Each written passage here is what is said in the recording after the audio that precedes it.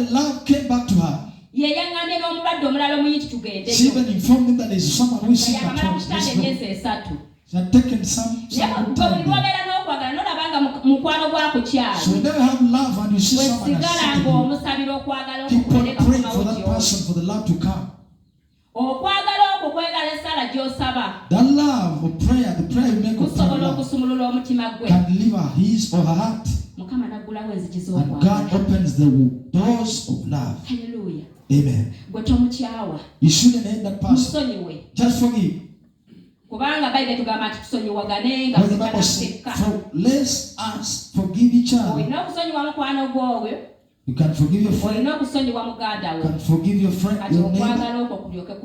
That love can come back, and you're all together, and you're in oneness. Hallelujah. Amen.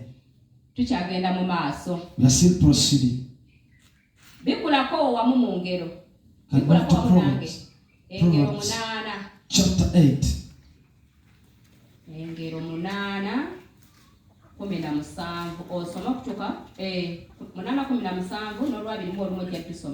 Abanjagala n'abo abanyiikira okunnoonya balindaba. Hallelujah.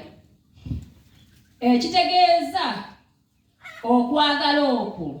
That love, tulina okuba nti tunoonya Katonda. We must be seeking after God. Mu kwagala Katonda tulina okumwagala. In that love of loving God, we have to love Him. N'agamba nti ye Katonda teyeeguya. That is God.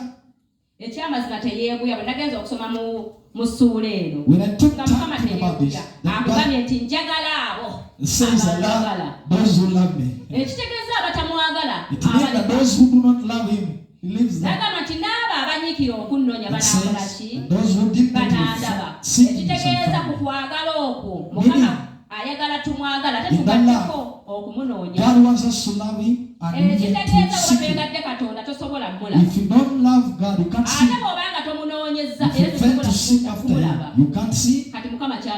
So that's what God wants us to do. You should love God than your father, your everything. Because all of us you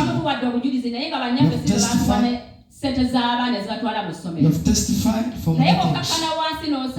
But if you kneel down and ask God, so love God the way you love your soul. He's gonna do great things for you. He's gonna do powerful things for you. But you can't sit there and say love God and you're just sitting. That's not the love God is talking about. You can't just sit there and say I love God, you know, you sit and say. To love God, you have to take a step of seeking after Him. Say, I love those who love me, and those who diligently seek me shall find me. You should be diligent by walking under His love. As a master said, because I love you the way my Father loved me. It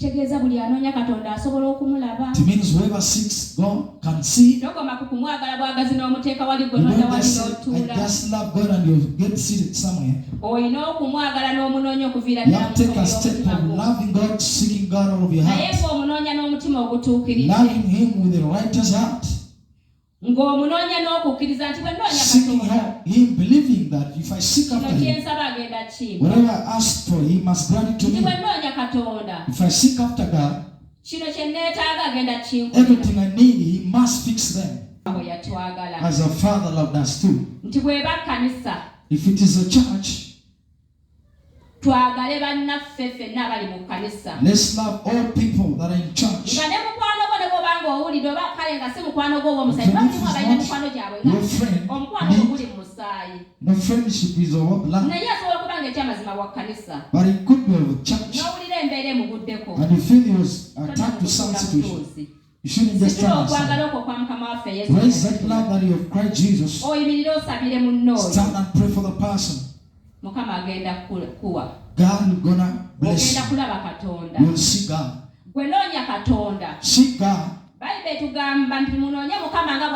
Bible says seek God as He is still alive and can see. Cry unto Him as He is still close. So seek after God and seek God. If you can't seek God you can't see.